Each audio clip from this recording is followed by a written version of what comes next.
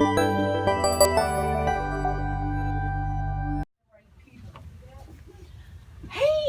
Hello. You're Kathleen Rooney. I Oh am. my gosh, you are the author of Lillian Boxfish Takes a Walk, which I was just getting ready to shelve. True. What a coincidence. Great to see you here, Mary. It's so good to have you pop in. And as long as you're here, can I ask you 3 questions? Absolutely. Wonderful. So Lillian Boxfish Takes a Walk. In this book, you are writing about an 85-year-old woman.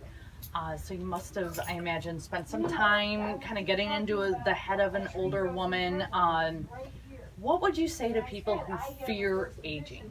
That's a great question. I think it's a common fear. So I'd say 2 things. I would say 1, face the fear, because the fear comes from the fact that when you get older, you are closer to the end of your life than the beginning. And this is a show that ends one way. We're gonna die. But once you move past that, I think kind of like Lillian does, you don't worry about it so much, because this is not in the book, but my yoga teacher always says, when you worry, you suffer twice. So don't worry about it. And Lillian says, sort of the secret is to just stay interested in things. So don't focus so much on the destination. Keep enjoying all the stuff that is gradually taking you there. And I think also talk to strangers, because you're never too old to learn new things. And so I think, I got a lot out of trying to imagine what it would be like to be an octogenarian, coming to terms with that. That is very cool and great advice. Thanks. And, you through your book, I can see that you're a proponent of long, meandering walks. Do you feel that there's a best place to take these walks, a forest or the country or a city? Yeah, I think, well, personally, just one woman's opinion, I love city walking, which is why I gave that trait to Lillian. However, I think if you like to walk, just walk where you like. And I also think that the sort of divisions between sort of like the built environment and nature are not as rigid as you think. Because even when I walk in the city, which is my favorite place, there's a ton of nature. You see foxes, you see coyotes, you can go by the lakefront.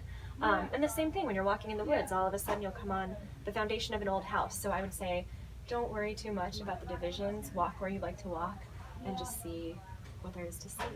That is very cool and great advice. I love that, looking for the foundation and combining the 2 elements. So Lillian Boxfish is based on Margaret Fishback, who I'm sure you had to do a lot of research on for this book.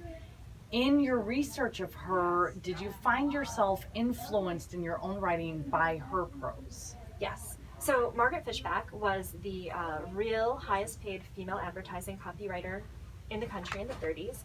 And she had this huge archive that her son donated to Duke University, and I got to work with it. I was the first non-archivist to work with her materials. And that's how I sort of fell in love with her, and it was through her words. She was a poet. She wrote these phenomenally funny ads. And just, one thing that I think I really tried to channel is that she kind of invented the use of humor in advertising, which nowadays sounds bananas that somebody had to come up with that, because everyone tries to be funny. But before her, it was not a thing.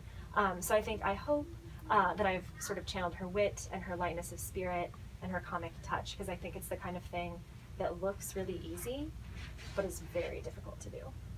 Absolutely. Well, in the few short sentences that we have shared, I've learned so much about her. And if you want to learn more about this wonderful, amazing woman, please come in and get a copy of Lillian Boxfish Takes a Walk, now in paperback.